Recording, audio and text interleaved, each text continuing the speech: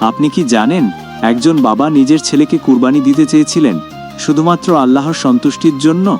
প্রতি বছর যখন কুরবানির ঈদ আসে তখন আমরা স্মরণ করি এক অসাধারণ ত্যাগের গল্প। হযরত ইব্রাহিম আলাইহিসসালাম একজন পিতা, স্বপ্নে আল্লাহর পক্ষ থেকে পেলেন একটি নির্দেশ, নিজের সবচেয়ে প্রিয় জিনিসটি কুরবানি দিতে হবে। আর তার সবচেয়ে প্রিয় ছিল তারই সন্তান হযরত ইসমাইল আলাইহিসসালাম। কল্পনা করুন যদি সেই জায়গায় আপনি হতেন।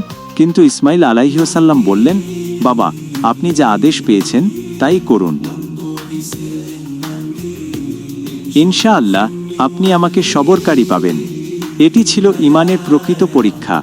কুরবানি শুধু পশু জবাইয়ের নাম নয়, কুরবানি মানে নিজের লোভ, অহংকার আর গর্বকে আল্লাহর রাহে বিলিয়ে দেওয়া।